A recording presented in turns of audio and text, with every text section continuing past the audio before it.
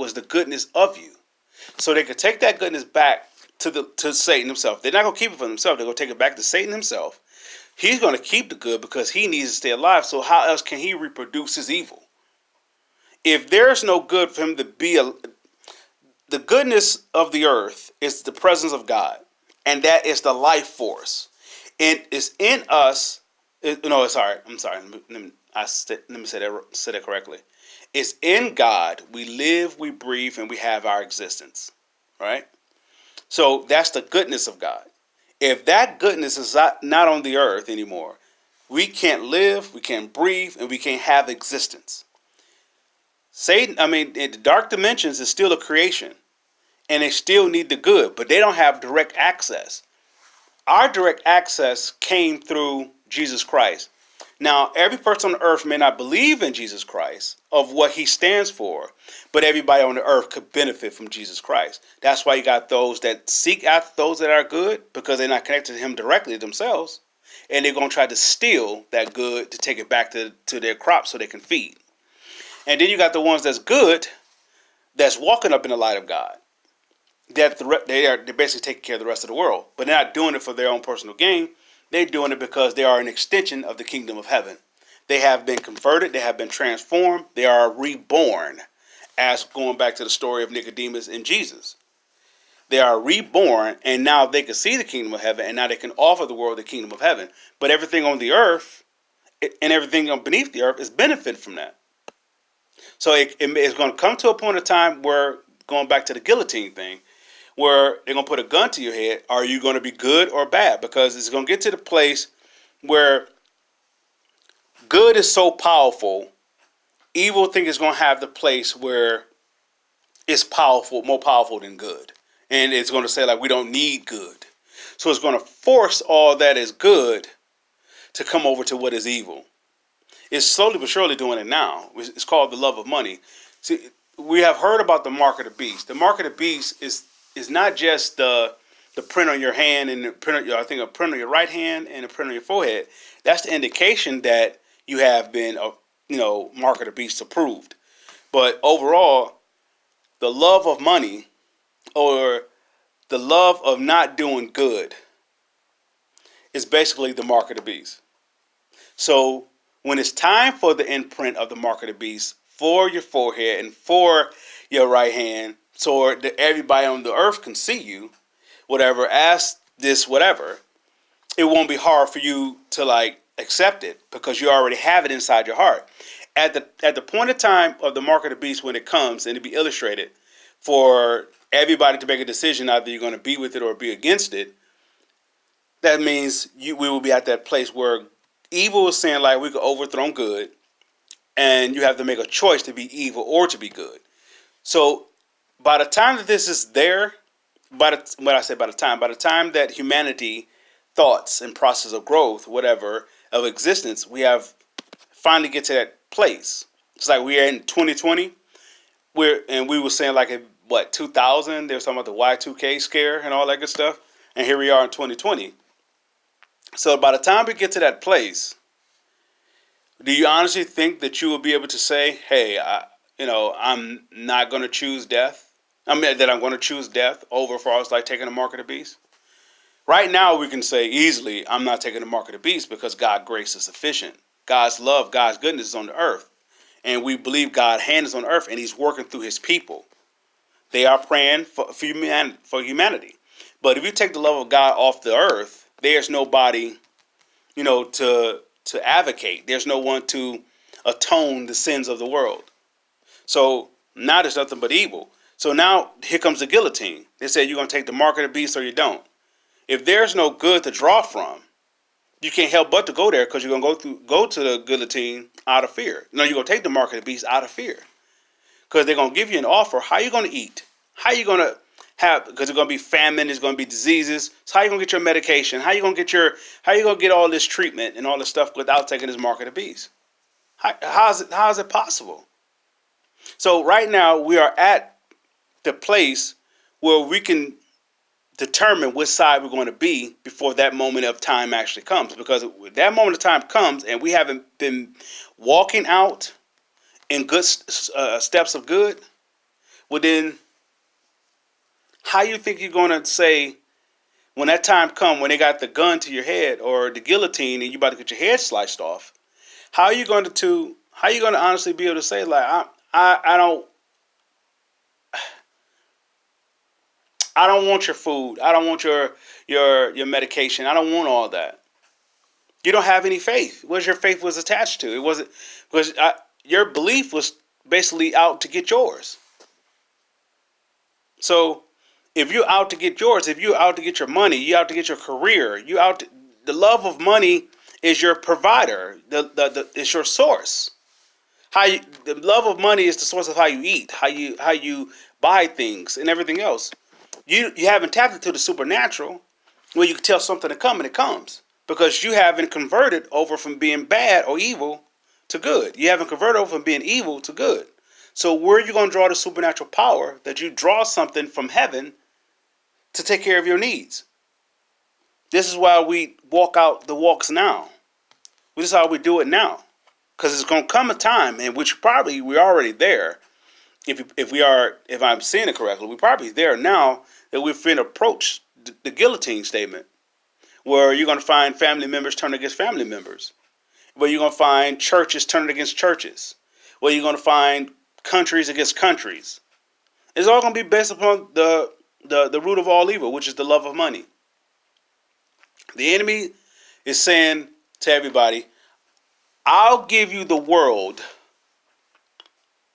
This is what he does to every person on this earth. Even as a child comes out saying, I want mine. Okay. Satan, even down to the child, he gives every person this offer. I'll give you the world, which means the opportunity for everything to come and be yours if you give me access to your soul. Now, even a Satanist don't even understand this. They don't understand this because they see the fool's gold. They see the mirage of what he put over them, that the world is yours. So they're like, we're going to draw this evil. We're going to produce evil. We're going to do these seances and all, whatever that they do, whatever, to provoke it, to put it out there in the world, right? So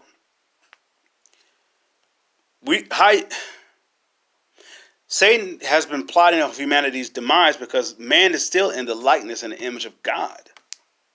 And he despised everything of God. If he didn't despise everything of God, he would have never said within his heart, I want to be like the Most High God. He was an archangel.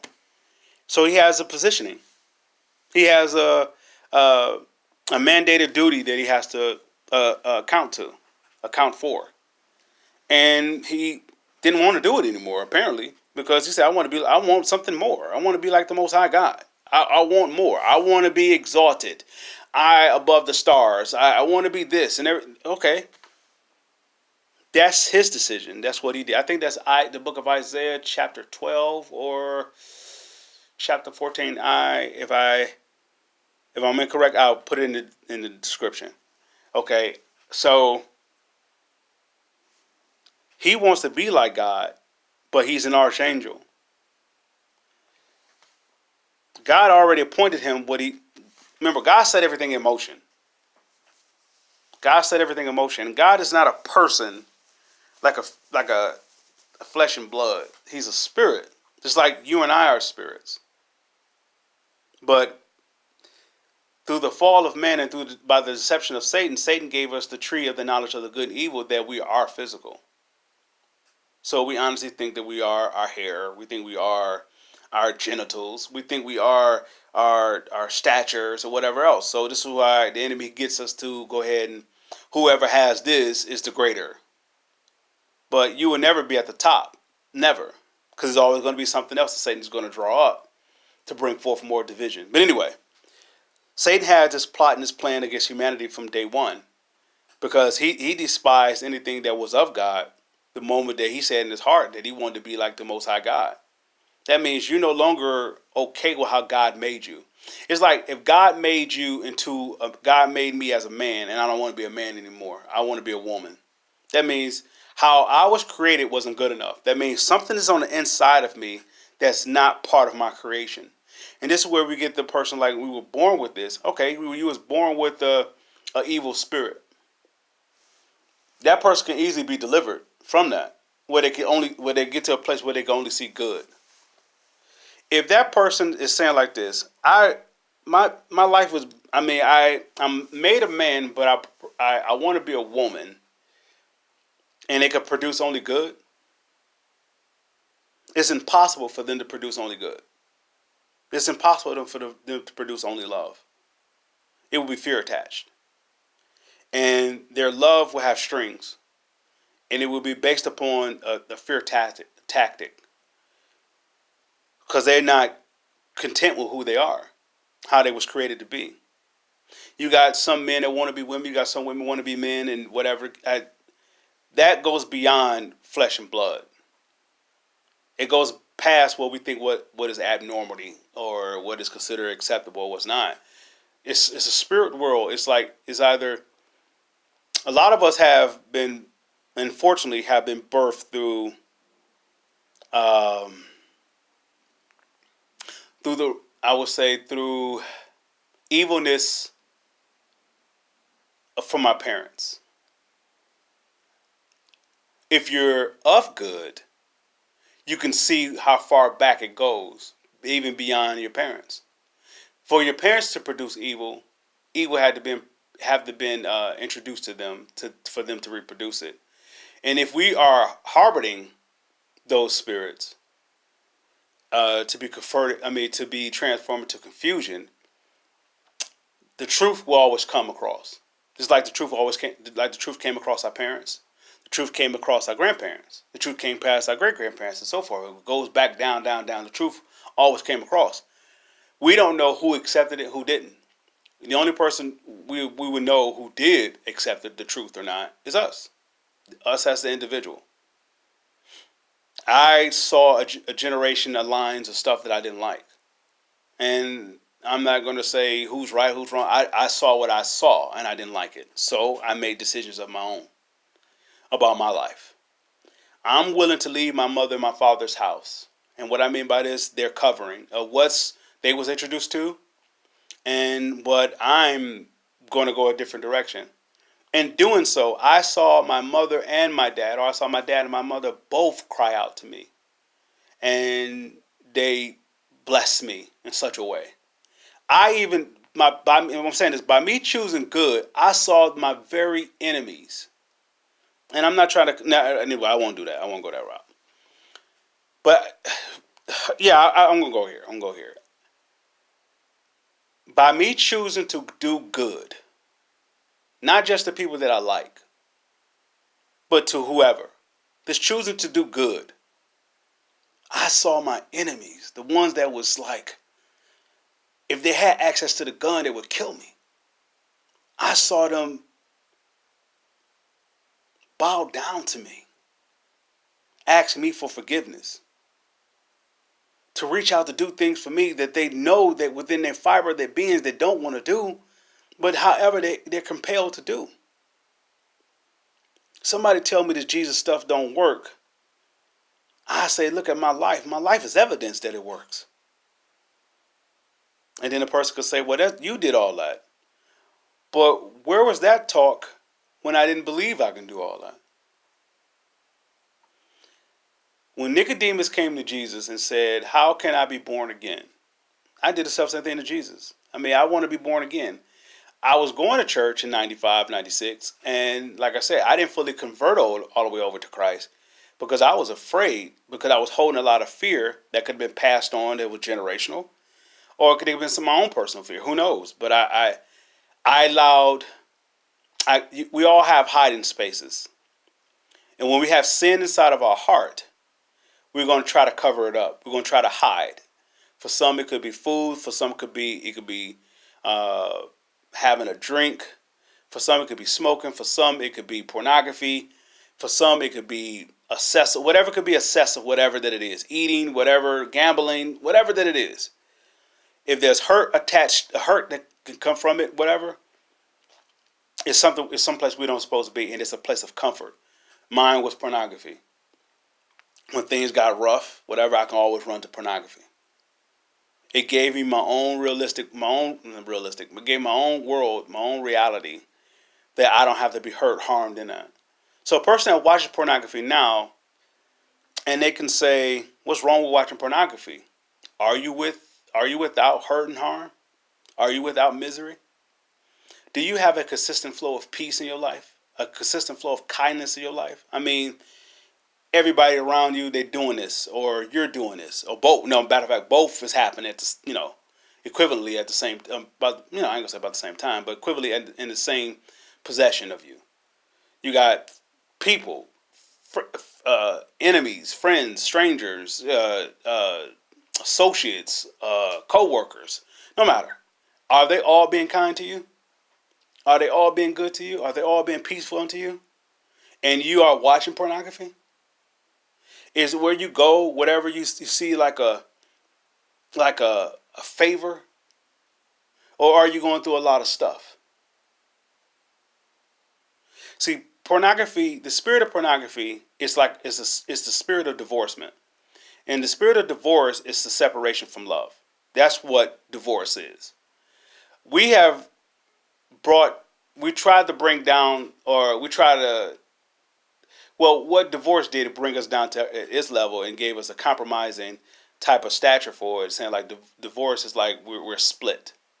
That means you're torn. So if two people came together for the sake of marriage, I'm sorry, two people came together for the sake of love, and one person decides no longer to love, you're on the cusp of divorce because you are split. So they decide to get the divorce papers, and they fill it out, whatever, and now they're divorced. They are, by law, not obligated to be together, but they both are torn.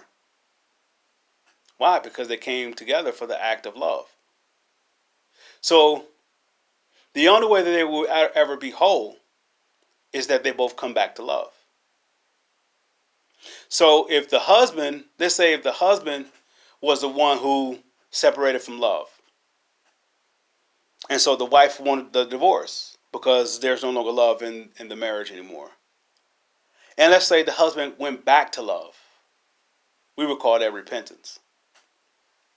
He went back to love. And he goes back to his wife and say, let's go ahead and let's reconcile.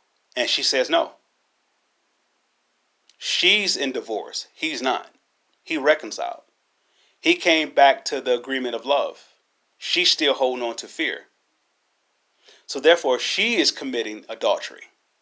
She's the person that's about to commit adultery because she don't want love anymore.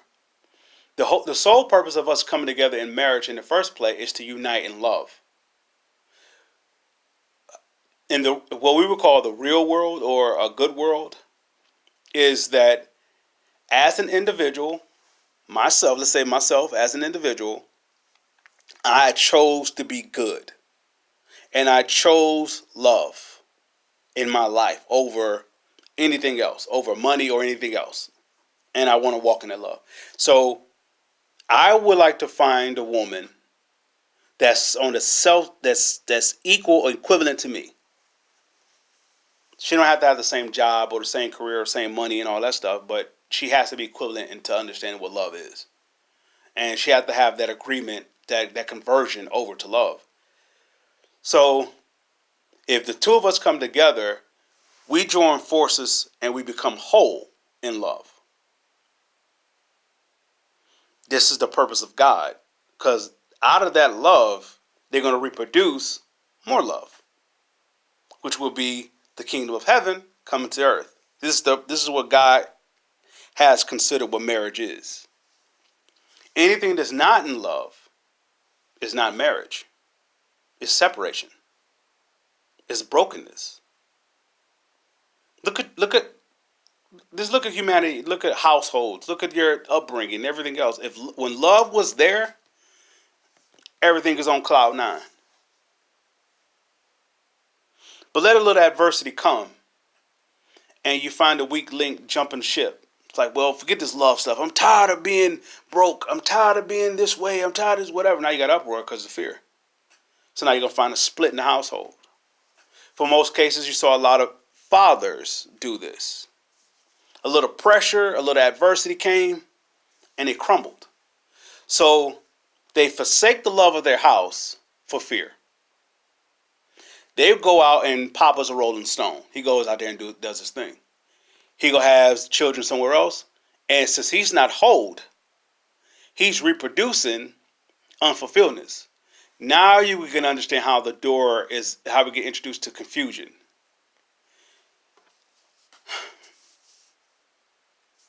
If a child is conceived out of love, that child cannot be confused.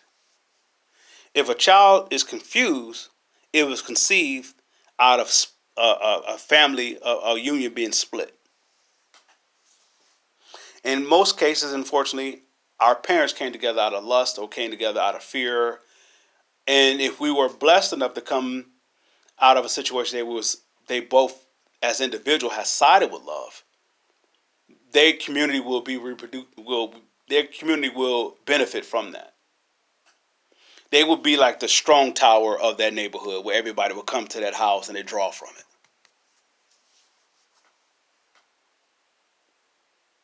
So Jesus is saying like this. Before we get to the point of the guillotine and all that good stuff, he said, well, you can make your mark right now and choose a side if you want to be good or evil. You can get rid of all the past right now. A person said, like, how can all your past removed? Because all your past is inside your soul. All your past is inside your mind, your will, your emotion, your intellect, and your imagination. So you can't help but to rethink and redo it all over because it's inside of you. It's not inside of your flesh. The past is inside your soul. Because the point of the hurt of the past is to drop the seeds so that you'll continue to reproduce it. If you think about it, so shall a man think, so shall he be. If you think about it, you're going to reproduce it. But that starts for it having allowance or the acceptance inside your soul. Jesus said, I want to dig up, root out all that. Jesus said, allow me to put on my janitorial, custodian, white coat, whatever, gloves, whatever, and go inside your soul and do some work. You're going to walk with him and you're going to see all the work that he did.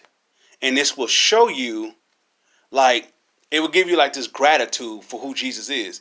Because the only one that can get rid of your past is love.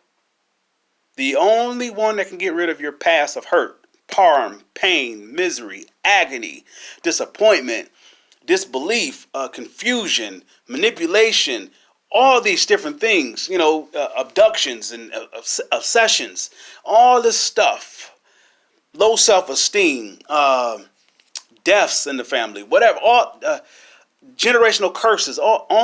There's only one that can get rid of all of this, and that is love itself. Love is just that powerful. It can conquer anything. A person may say, love can't conquer everything. Or like, well, I guess apparently you haven't seen Love at Work. I said this on a prior video. Did Martin Luther King get killed or did he lay down his life? It's a difference. When you have love, can't nobody take your life. You have to lay it down. When they came to get Jesus,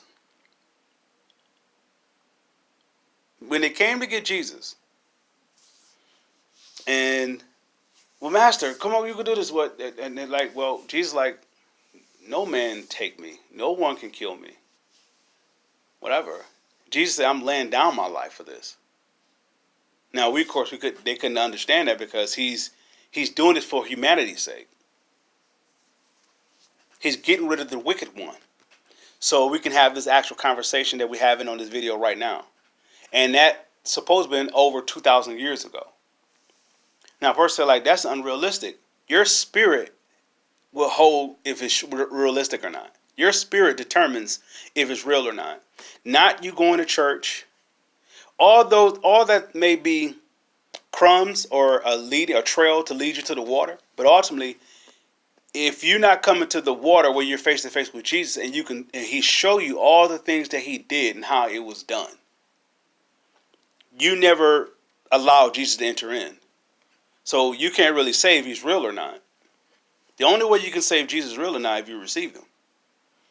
Otherwise, you're a spectator. and you're going off somebody else's opinion, or you're going off an opinion of what? You don't have no connection. You never received it for yourself, so how would you know if it's real or not? How would you know mashed potatoes is nasty unless you taste it? Or that you saw somebody and you go by that. Now, you personally don't know if it's real or not, but you go by somebody else's reaction and you claim it as your own. So be it. Same thing goes with a fire. I don't have to get burned by a fire to know that a fire hurts.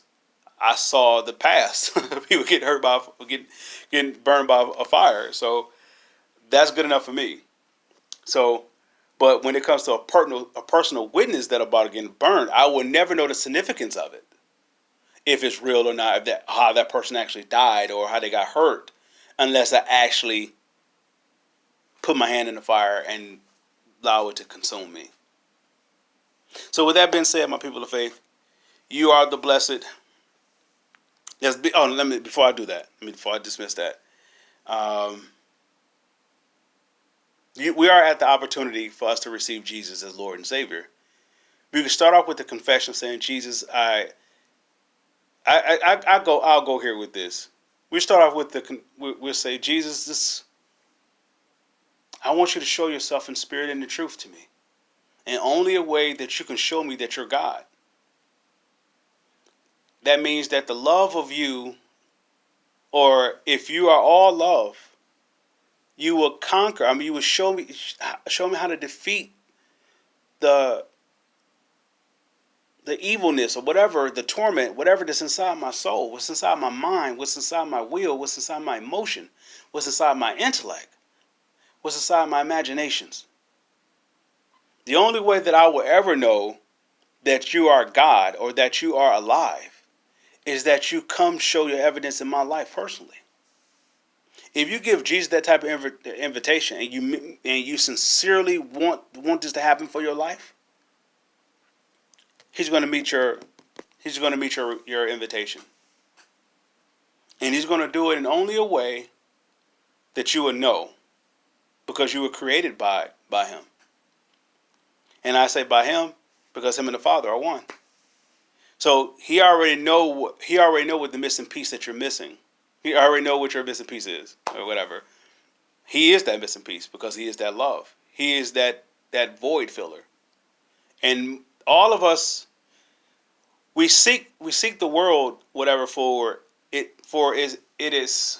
How can I say it? We seek the world for its advances because we are love deprived. We are without love. This is why I watch porn. I never knew that I was loved. I knew I was fearful, but I never knew I was loved until I called upon Jesus. Now, fast forward to this time around.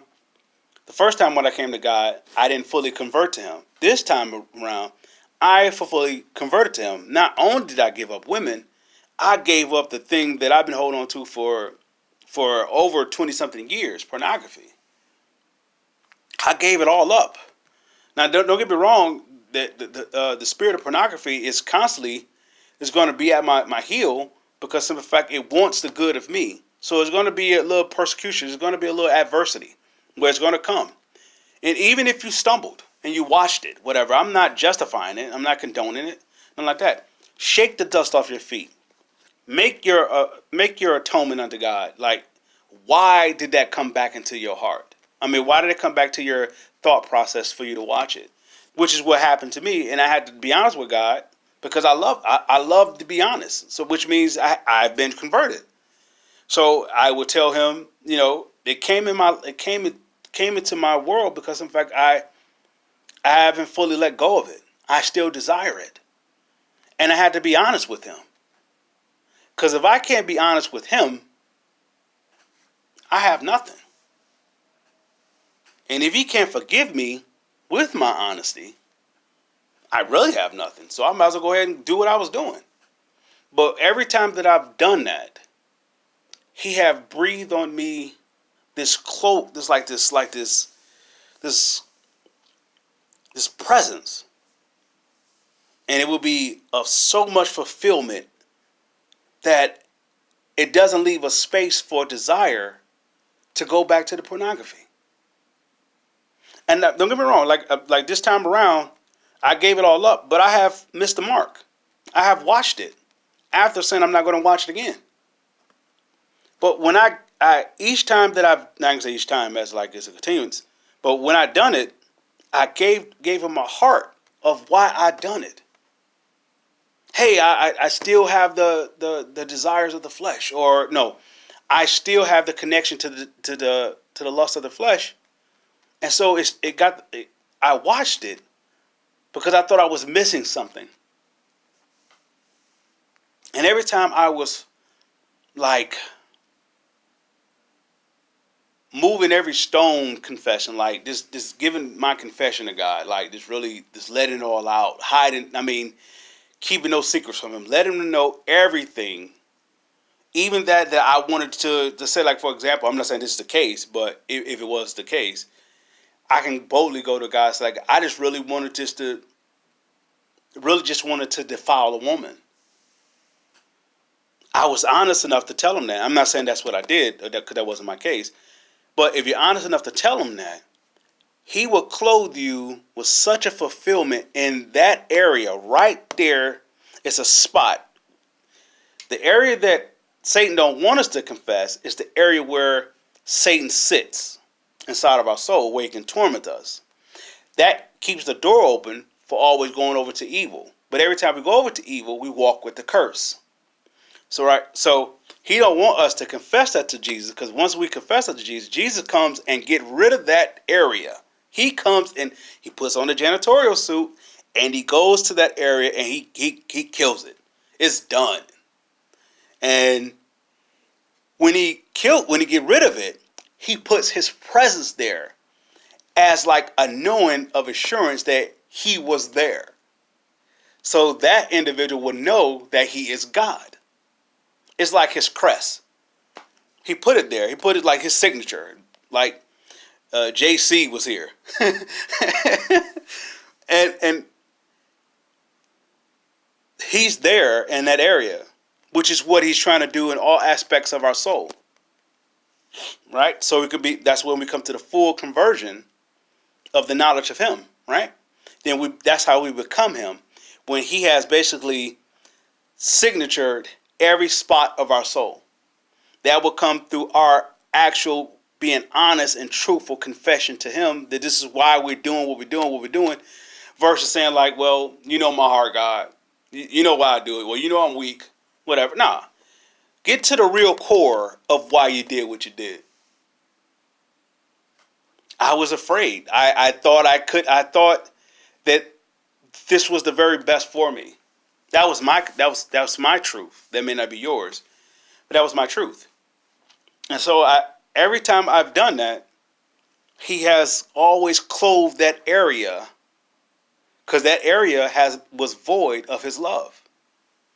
And He will get rid of the garbage.